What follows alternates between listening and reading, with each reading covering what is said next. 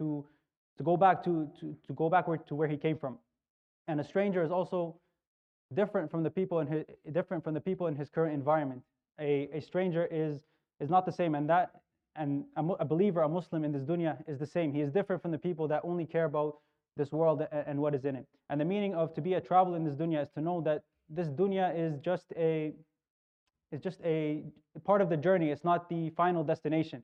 And a smart person doesn't get attached or doesn't get caught up in the dunya and the things that are in it. Like Allah subhanahu wa ta'ala says in the Quran, وَمَا الْحَيَاةُ الدُّنْيَا إِلَّا مَتَاعُ الْغُرُورِ. Indeed, this life is nothing more than the delusion of enjoyment.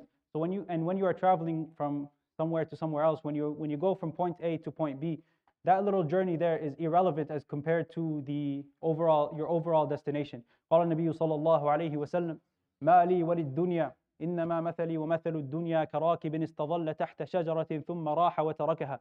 Prophet صلى الله عليه وسلم says, ما لي وللدنيا. What do I need from this dunya? The example of me and this dunya is the example of a person who was traveling and he stopped to rest under the shade of a tree for a little bit and then he went on his way. And that is the example of a Muslim, and that is the overall meaning of this hadith. And the second lesson that we can learn from this hadith is that there's no true rest or there's no true happiness in this dunya.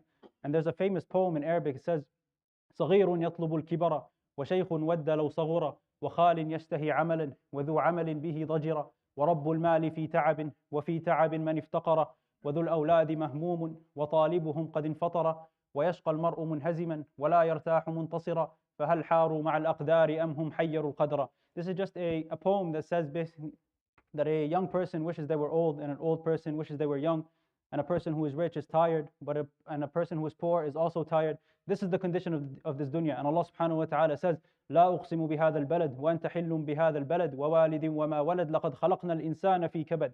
Indeed, we have created mankind in constant struggle. And that's why when Imam Ahmad was asked, متى يرتاح المؤمن? When does a believer rest?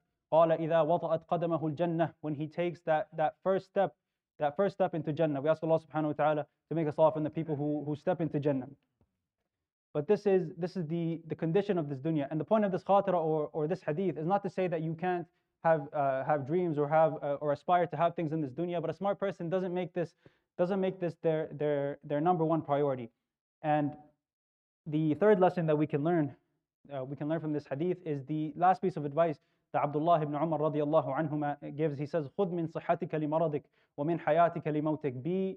Take advantage of the time that you are healthy and the time that you are alive. Right now you are healthy, you are alive, you are able to go and do good deeds. But there will come a time when you are sick or when you are old or when you are dead that you won't be able to do these good deeds anymore. So take advantage of the time that you have now when you are able, in case there comes a time in the future when you are no longer able to do these good deeds. I hope that was a benefit. يروي الإمام البخاري في صحيحه عن عبد الله بن عمر رضي الله عنهما قال أخذ رسول الله صلى الله عليه وسلم بمنكبي فقال كن في الدنيا كأنك غريب أو عابر سبيل. وكان ابن عمر رضي الله عنه يقول إذا أمسيت فلا تنتظر الصباح وإذا أصبحت فلا تنتظر المساء وخذ من صحتك لمرضك ومن حياتك لموتك. صدق رسول الله صلى الله عليه وسلم وصلى الله وسلم وبارك على نبينا محمد وعلى